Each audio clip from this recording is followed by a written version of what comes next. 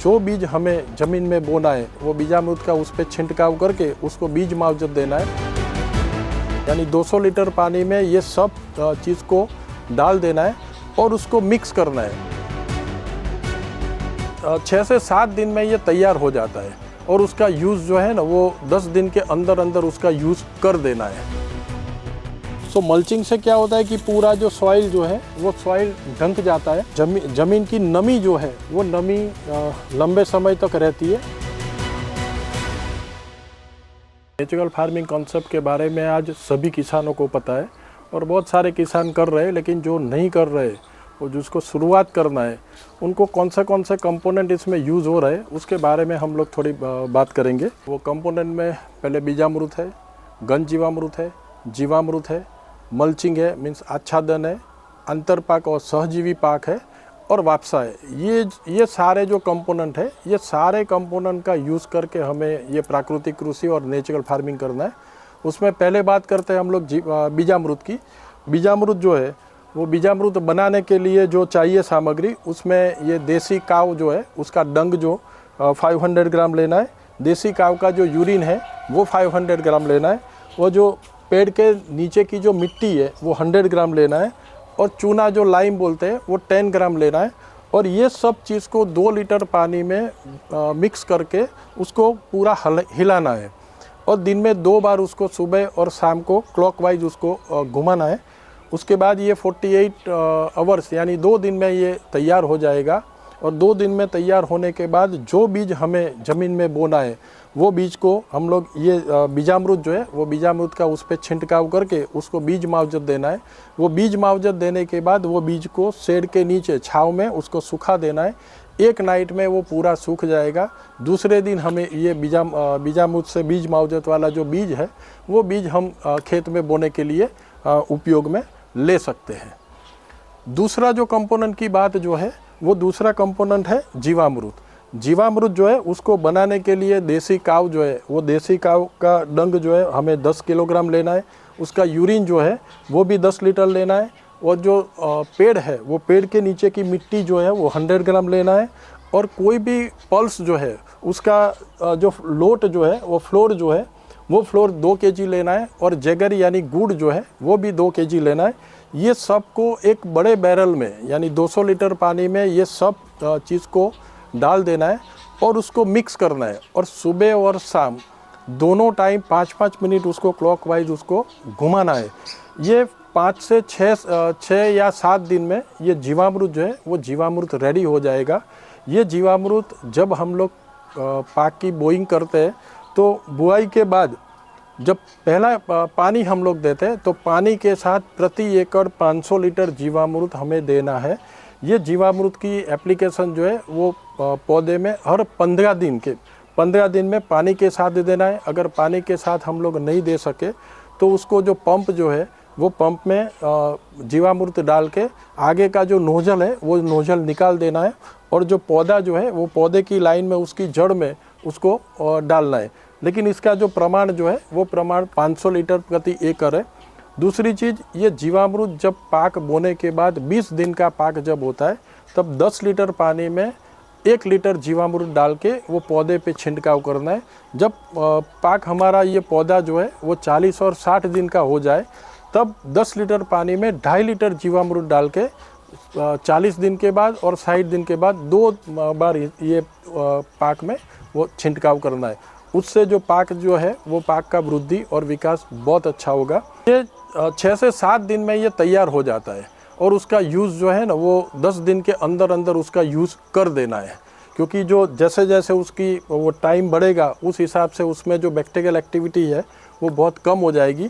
इसीलिए इसको बनाने के बाद तुरंत अगर यूज़ हम लोग 6-7 दिन में कर देते हैं तो बहुत बढ़िया है ये चीज़। तीसरा जो कंपोनेंट है वो घन जीवामृत है।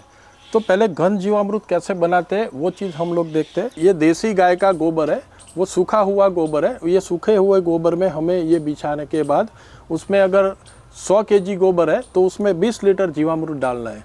जैसे जिगजैग मोशन में उसका होल करके ये जीवामृत डाल के उसको पूरा रहने देना है और 7 से 10 दिन के बाद उसको पूरा मिक्सिंग कर देना है। अगर बढ़िया बनाना है तो 2 बार ये प्रोसेस करना है। एक बार मिक्सिंग कर दिया, फिर दोबारा उसको बिछा लेयर बना के फिर जिगजैग मोशन में गड्ढे करके फिर जीवामृत डाल दीजिए।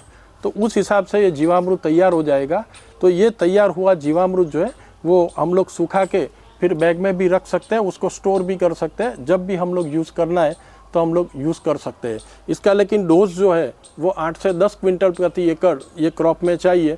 अगर कोई किसान पहली बार जो अगर कर रहा है तो ये घन जीवामृत थोड़ा ज़्यादा डालेगा तो भी कोई उसमें प्रॉब्लम आता नहीं है। अब जो है वो बहुत सारे अस्त्र जो है वो नेचुरल फार्मिंग में हम लोग यूज़ करते हैं। उसमें एक है ये नीमास्त्र।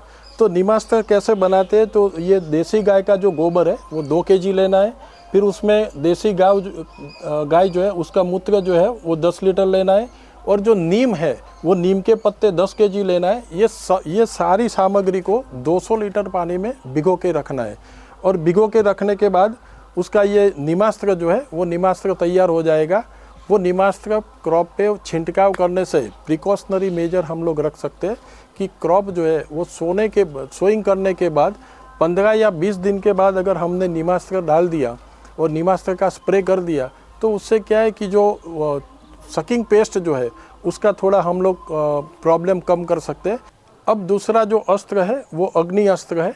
अग्नि अस्त्र बनाने के लिए हम लोग देसी गाय काव जो है उसका जो यूरिन है 10 लीटर लेना है। वो नीम के पत्ते जो है वो 2.5 kg लेना है। और ग्रीन मिर्च जो है उसकी वो पेस्ट जो है 500 ग्राम लेना है। और लहसुन जो है उसकी पेस्ट जो है वो 500 ग्राम लेना है। और टोबैको डस्ट वो तम्बाकू का जो पाउडर है वो करीब 1 kg लेना है। ये सबको पानी में मिक्स करने के बाद उसको घोलना है। और घोलने से के बाद ये अग्नियास्त्र जो है वो अग्नियास्त्र तैयार हो जाएगा।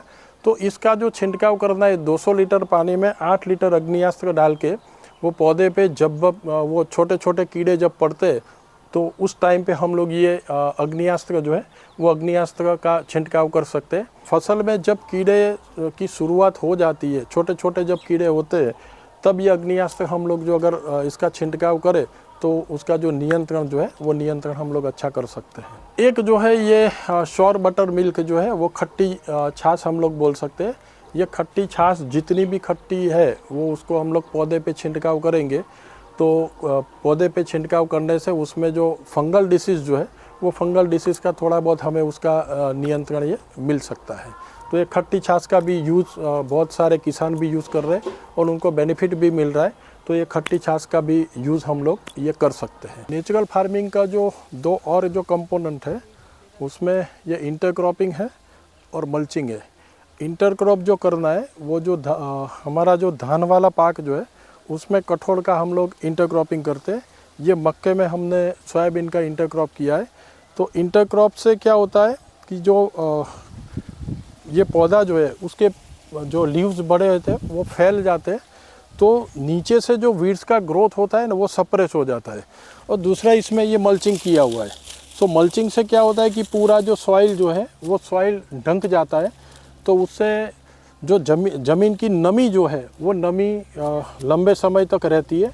तो जो पौधे को जो भेज की ज़रूरत है वो ज़रूरत मिल सकती है।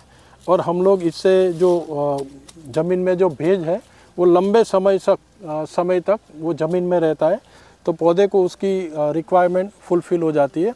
तो ये जो 2 कंपोनेंट है ये दोनों कंपोनेंट नेचुरल फार्मिंग में बहुत मायने रखते हैं। एक मल्चिंग वाला है और ये इंटरक्रॉपिंग का है। तो ये दोनों कंपोनेंट जो है ये दोनों कंपोनेंट नेचुरल फार्मिंग के इंटरक्रॉपिंग और ये मल्चिंग वाला दोनों कंपोनेंट करना चाहिए।